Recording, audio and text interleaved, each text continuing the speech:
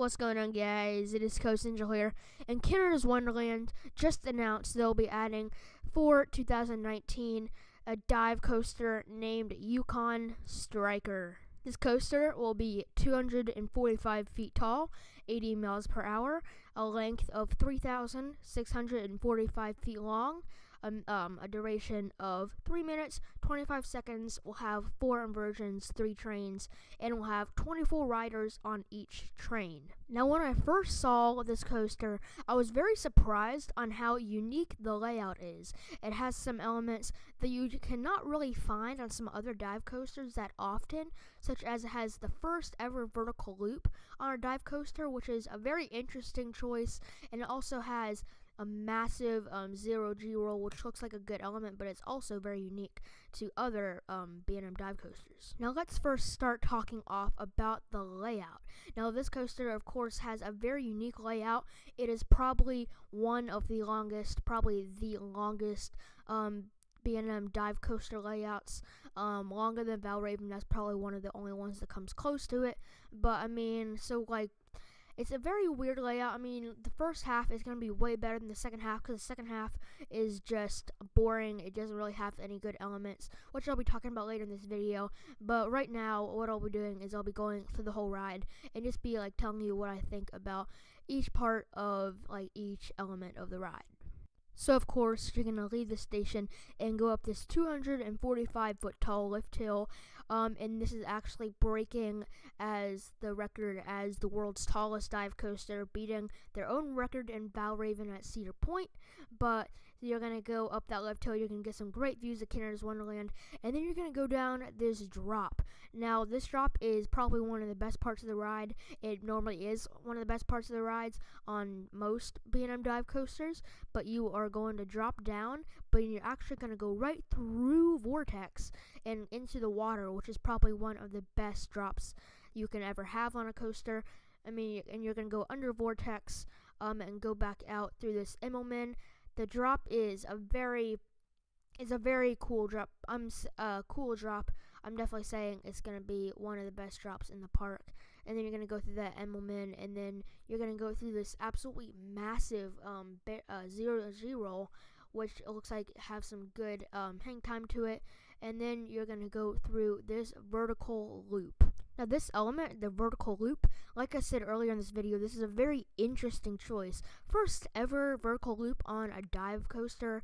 I mean, it's going to be weird seeing that, but I mean, when I was first watching the animation, I was like, a vertical loop on a dive coaster, a 5-foot tall vertical loop. This is weird. I mean, it's a very interesting choice, but then you'll be going down and go through this second Immelman of the ride, and then you're gonna slowly go up into the brakes.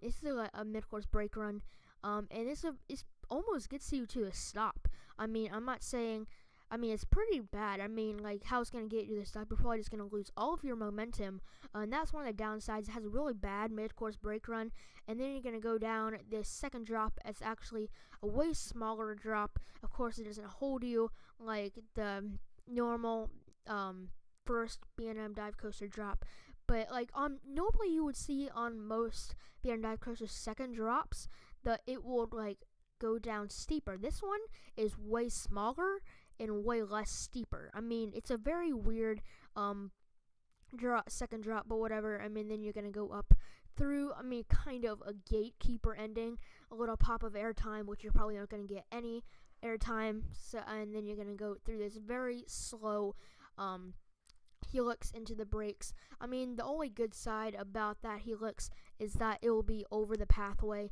so everybody gets to see it. But I mean, that's probably just increasing the ride time so it can get that record as the longest dive coaster. Now, one thing that is really bothering me, and I bet bothers a lot of other people, is that this coaster will be getting the vest restraints, which Valravn got, and really, I did not like them, and I know a lot of other people did not like them, and it would have been way better if this coaster would have gotten the regular B&M dive coaster restraints like the older ones like Shikra and Griffin have.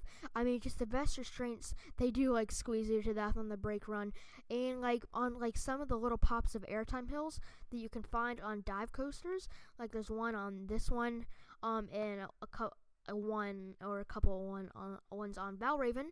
But I mean, like, it just, and on the first drop, when you're floating out of your seat on the normal ones, it just takes away that floating out of your seat, and it makes the experience a little worse. It just feels like you're secured, like, and you can't enjoy some parts of the drop. It just makes it a little bit worse than some of the other older B&M dive coasters. Now, the overall name and theme, it's a very interesting and unique name. I'm not saying interesting and unique in a really great way, but I'm not saying it in a bad way. It's a really weird name, and when I first saw it, I was like, that is a really weird name. But I know Cedar Fair likes to name some of the rides weird names, and definitely this is a weird name. But I guess it is themed to probably like like in the animations it has birds. Like, we haven't seen like a dive coaster themed to birds yet, have we? I mean, of course it's themed to birds, but I mean, I'll probably be having, I'm not saying that it probably won't have any theming in the ride, maybe a little bit in the queue, but I don't think that we have like too much theming. Now, like, is this a great fit at Canada's Wonderland? I'm not really sure. I mean, they definitely did need another coaster, like, to make it as their number 3 coaster. They have the top 2, Leviathan and Behemoth, but other than that, they don't have any other great coasters, and this one will definitely be a good number 3 to support those top 2. But I mean, I'm not saying this park needed this dive coaster the most, but of course, knowing Cedar Fair, they probably would go with a dive coaster, and it really does. No, I mean, I guess you could say it's a good fit, but definitely not. They could have used a different coaster other than a dive coaster, but I mean, it's perfectly fine. I mean, it's still gonna be a good ride.